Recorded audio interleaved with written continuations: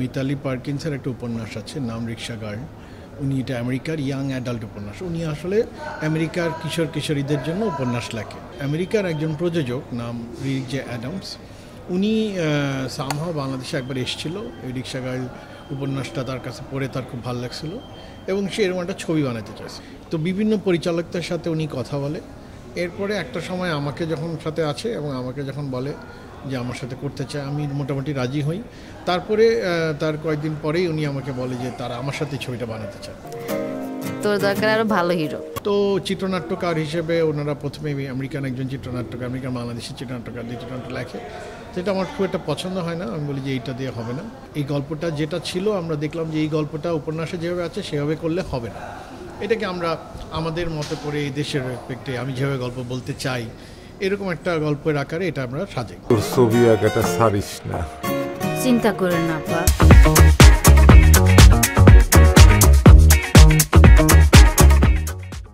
সাগর ভাই ডেফিনেটলি সবসময় এই ধরনের ছবিতে সাথে থাকে, সেই ধরনের সাগর ভাই থাকে এবং এছাড়াও আরও অনেক প্রডিউসার, মানে ওনারা মূল লগ্নিটা করে কিন্তু বাকিরা অনেকে আরও এটাতে লগ্নি করে। আমেরিকানও আছে কিছু। ডেফিনেটলি একটা ফিল্ম মেকার যখন ছবি বানায় তার নিজের মতো করে বানানোর চেষ্টা করে। ছবিটা যেমন প্রথমে ইংরেজিতে করতে হয়েছে, বিকজ নর্থ আমেরিকায় এটার যে উপন্যাসের যে পাঠক সেটা যেহেতু ইংরেজির পাঠক, সুতরাং আমেরিকাতে সাবটাইটেল দিয়ে ছবি দেখে না, এই কারণে এটা ইংরেজিতে ছবিটা শ্যুট করতে হয়েছে। এই জিনিসগুলো অনেক সময় আমার মনে হয় প্রথম দিকে আমি করতে চাইনি, পরবর্তীতে বলছি আচ্ছা এটা যেহেতু আমেরিকান প্রোডাকশনস আমরা করেছি। চাপ কিছুই ছিল না। চাপটা যেটা ছিল সেটা হচ্ছে যে how to make it real. ছবিতে চ্যালেঞ্জ আসলে তো মজা লাগে, যত চ্যালেঞ্জ তত ভালো লাগে। অ্যাড করা হয়েছে গান, বুঝছেন, বিদেশেটাতে গান ছিল না, গানটা আমরা অ্যাড করেছি, not in a lip but overall একটা গান অ্যাড করেছি to make it more communicable, বাংলাদেশের মানুষের এন্টারটেইন করার জন্য। সেইটুকুই শুধু অ্যাড করা হয়েছে, এর বাইরে কিছু অ্যাড করা হয়নি।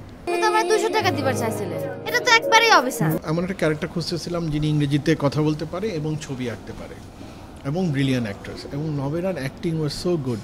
যখন আমরা স্ক্রিন টেস্ট করেছি, আপনারা যে ছবিটা দেখেন দেখতে পাবেন যে ওর অভিনয় এত ভালো। সো আমরা একজন ভালো অভিনেতার কাজ করেছি। ডাজন্ট ম্যাটার সে পরিচিতি কেমন, পরিচিতি আছে কিনা তাকে তার দেশে, কারণ আর শি ইজ ডেফিনেটলি বিউটিফুল দেখতে। তোর ওই ছবি আঁকা দিয়ে সংসার চালানো যাবে না। চিলড্রেন ফিল্ম ফেস্টিভ্যালগুলোতে বাচ্চারা খুব অদ্ভুত অদ্ভুত প্রশ্ন করে। এটা হচ্ছে ব্রাসেলসে, বলতে আমি বলছি কী হয়েছে, হোয়াট হ্যাপেন টু ইউ, বলে যে his father died, is really father died or he still there. মানে ওর কথা হচ্ছে বাবাটাই সত্যি মারা গেছে। মানে এই ছবিটা আসলে একদম ওই বাচ্চাদের চোখ দিয়ে যদি দেখেন না, তাহলে এই ছবিটাকে আমরা কানেক্ট করতে পারি, কারণ এই ছবিটা খুবই সরল একটা ছবি। এই ছবির মধ্যে কমপ্লিকেসি নাই। চিন্তা করেন না আপা, ছবি আঁকা আমি কোনোদিন ছাড়বো না। কিন্তু যে ব্যবসাটা প্রত্যাশা করতেছি, আমি যদি কোনোভাবে দেশের স্কুল কলেজে বাচ্চাদের দেখাতে পারতাম তাহলে আমার সবচেয়ে ভালো লাগতো।